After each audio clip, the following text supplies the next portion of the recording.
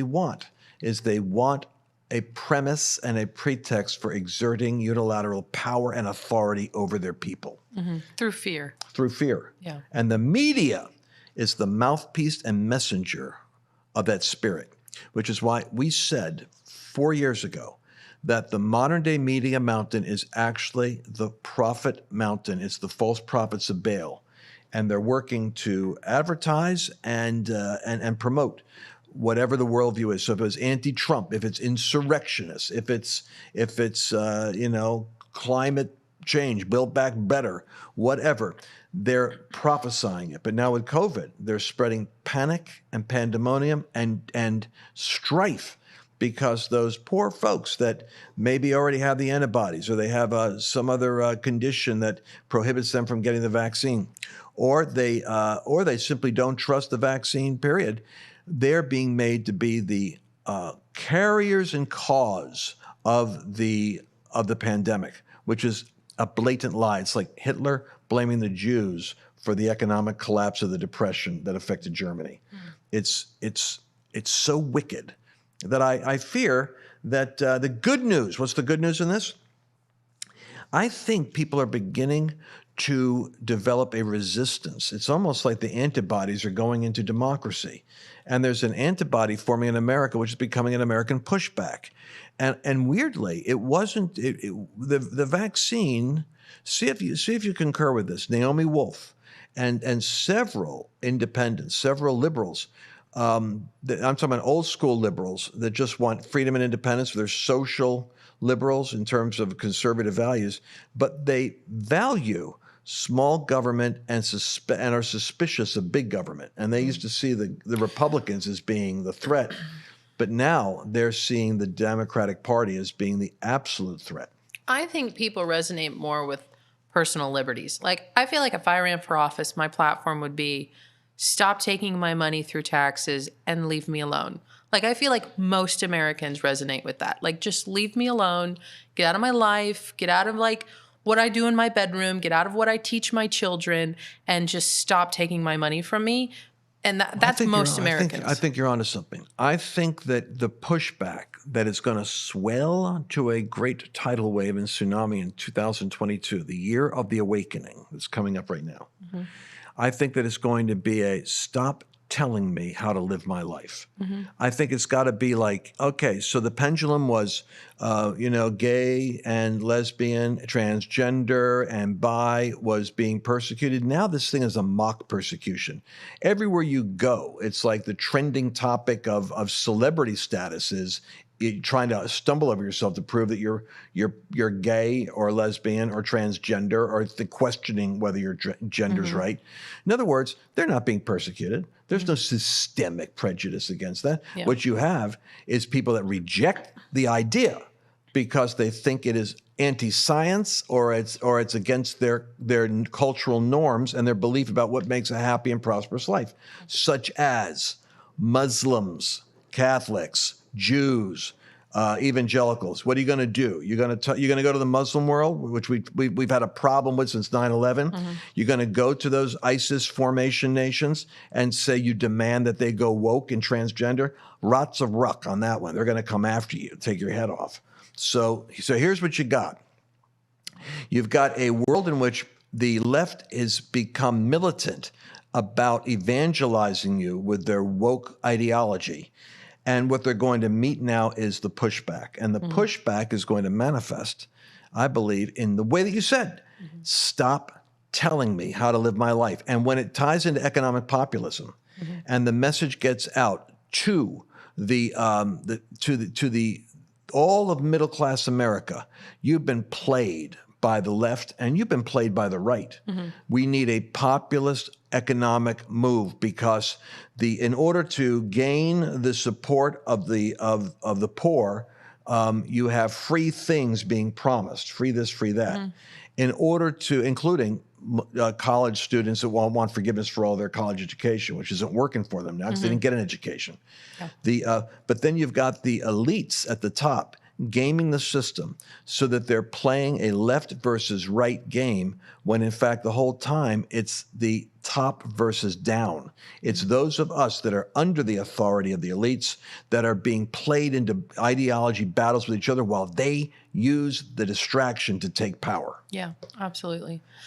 I really liked one thing. I feel like Charlie Kirk said it, and maybe you have to help me in how he worded it. But, one of the things I've always wondered is like, well, why would CEOs like Facebook and these big organizations, why did they want more government control? Because when I was growing up, like in the 80s and the 90s, conservatives oftentimes were, in favor of large organizations and capitalism. But it's very strange to see large organizations go really woke and go very socialist. And I feel like Charlie said something along the lines of, anytime socialists are in power, the elites always do better. And so it's advantageous for them, for like large organizations like this, to promote socialist policies, because the gap between middle America and those who are extremely wealthy only widens under socialism. So it's something along those lines, but I just thought that was really interesting. This is a very important conversation. This is the most important conversation you're going to have all week listening to a podcast, you that are in the audience, you that are listening in, you that are part of the family. Listen, we have got to develop. We get fragmented on single issues, whether it's going to be, okay, the abortion issue is going to be in June. It's going to be make a decision on that. Or it's going to be a shooting in Kenosha or a trial.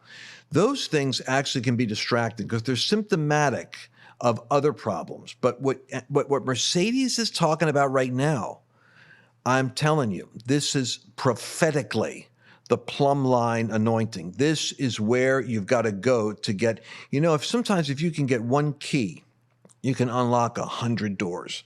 And what you're talking about right now is why the transnational corporations have now merged with government to create a global economic, weirdly enough, reset. They'll weather a collapse of the global economy because there's going to be what? There's going to still be $120 trillion floating around somewhere, and they're going to come out on top. Yeah. It's like if you've got the life raft, you don't mind if the cruise ship goes down because you're already on a life raft. It's inconvenient as heck getting out of your stateroom, but you're going to own the next craft. Yeah, I mean, they'll take the death of the cruise industry if through COVID they can put a lot of their competitors out of business. I mean, think about who came out on top. Target, Amazon, Walmart, they were all deemed essential. This is the answer to your question. Why would the business mountain, to use those 7 mountains as a picture, why would the traditionally conservative, low tax, don't take my money and don't interfere with my corporate, why would they suddenly get in bed with the socialist Democrats? And why was it that Kamala Harris was popping the champagne cork with the wealth, the financiers on Wall Street when she announced her candidacy? Don't these guys care about what happens to America? Don't they know what's going to happen? Yeah. That's the point. They know what's going to happen. They'll come out on top because the deal flow will be between the big businesses and big government. Correct. And they'll crush all entrepreneurs and self-employed people. And that, like, to your point, and I know we wrote about this, is that it is not left versus right anymore. And I think that a lot of people are waking up to that. It's actually, sovereign individuals versus totalitarian empire reach that's affecting us globally. It's not even America problem anymore. It's global overreach of power under the guise of fear and done in the name of for your safety and for your health. You guys hearing this? Are you guys hearing this? I know. Now, what are we going to do about it? First, we have to understand the nature of the game so that we could play it more effectively. We went a minute over in that segment. What I wanted to do is wanted to say that with inflation now, what was it? Who was it that just announced in Washington that the inflation rate is no longer going to be temporary? It's going to be almost like you got to live with it. Yeah, what's also alarming is it's not just here. I mean, we're at, what was it, 7.8, 7.9% inflation on the dollar so far this year. In Turkey, it's gone up since October. I mean, they have had an astronomical run up. 20%. They're in double digits. They're in 20% right And now. their central bank is saying, we're not going to raise interest rates. We're not going to raise interest rates. And now they're going to have to raise interest rates. And they're on the brink of economic collapse. And what people aren't noticing is it's already happening in these smaller countries. And it's right around the corner in some ways for us. I don't know what the Fed's going to do when we've printed money the way that we already at have. zero. We don't have any. So we don't have any. Interest rates are already going. So if they start to raise the rate, then it's going to spike it even higher. Hey, if you haven't seen me around as much on the platform recently, it's because all the explosive, incendiary things that I want to say, the Lance Rants, are on the podcast. Go to lancewalnut.com/podcast and hear the unbridled utterance